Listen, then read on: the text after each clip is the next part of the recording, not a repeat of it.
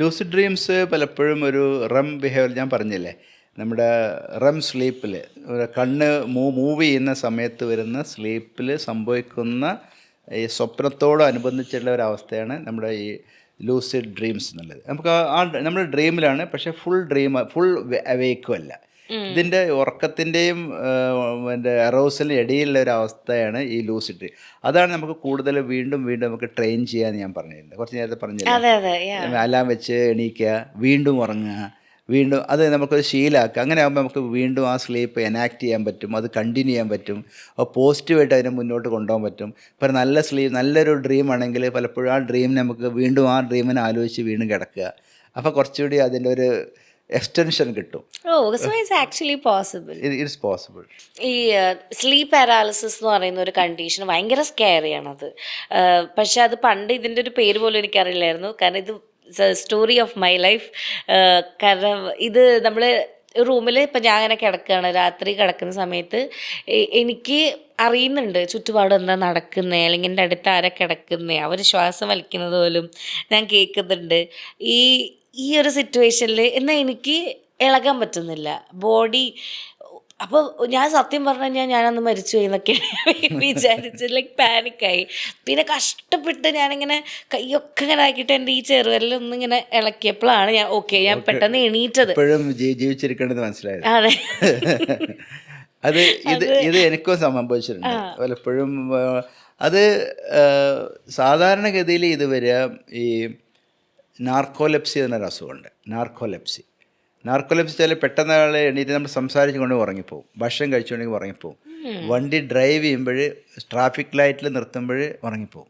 അങ്ങനെ എനിക്ക് കുറേ പേഷ്യൻ്റ്, പല ആൾക്കും ആക്സിഡൻ്റ് ഉണ്ടാവും, ബാക്കിൽ വണ്ടി ഇടിക്കും. കാരണം ഇയാൾ എടുക്കുമെന്ന് വിചാരിക്കും, ലൈറ്റ് ആകുമ്പോഴും എടുക്കില്ല. അങ്ങനെ ട്രാഫിക്കിൽ നിന്ന് ഉറങ്ങുന്ന ആളുകളുണ്ട്, ഭക്ഷണം കഴിക്കുമ്പോൾ ഉറങ്ങുന്ന ആളുണ്ട്. അതിൻ്റെ വേറൊരു മാനിഫെസ്റ്റേഷനാണ് ഈ സ്ലീപ്പ് പാരാലിസിസ്. പക്ഷേ സ്ലീപ്പ് പാരാലിസിസിൽ ഇതേ പറഞ്ഞാൽ രാവിലെ എണീക്കുമ്പോൾ നമ്മുടെ ബോഡി എല്ലാം അറ്റോണിക്കായിരിക്കും, ഒരു തളർന്ന പോലെ ഉണ്ടാവും. നമുക്ക് കണ്ണ് തുറക്കാൻ പറ്റില്ല, സംസാരിക്കാൻ പറ്റില്ല, വിളിക്കാൻ പറ്റില്ല, തിരിയാൻ പറ്റില്ല, കൈയും കാലും ഇളക്കാൻ പറ്റാത്തൊരവസ്ഥ. Total paralysis but related to sleep. പക്ഷേ എല്ലാവർക്കും അത് സ്ലീപ്പുമായിട്ട് ബന്ധപ്പെട്ടാവണമെന്നില്ല. ചില ആൾക്ക് മറ്റ് അസുഖങ്ങളുടെ പാർട്ടായിട്ട് വരാം, ചില ഹോർമോണൽ ഇഷ്യൂ ആയിട്ട് വരാം, സൈക്കോളജിക്കലായിട്ട് വരാം, മറ്റ് അസുഖങ്ങൾ കൊണ്ടും വരാം. അപ്പോൾ എല്ലാവർക്കും, അല്ലെങ്കിൽ ഡ്രഗ് അബ്യൂസ് കൊണ്ട് വരാം, ആൾക്കഹോളിക് ഇതുകൊണ്ട് വരാം, പല അസുഖങ്ങളും വരുമെങ്കിലും സാധാരണഗതിയിൽ കാണുന്നത് ഈ ഇതുകൊണ്ടാണ്.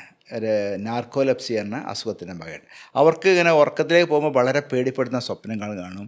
അതുപോലെ തന്നെ എണീക്കുന്ന സമയത്തും വളരെ പേടിപ്പെടുന്ന സ്വപ്നം, വളരെ കുഴിയിലേക്ക് വീഴുക, കിണറ്റിലേക്ക് വീഴുക.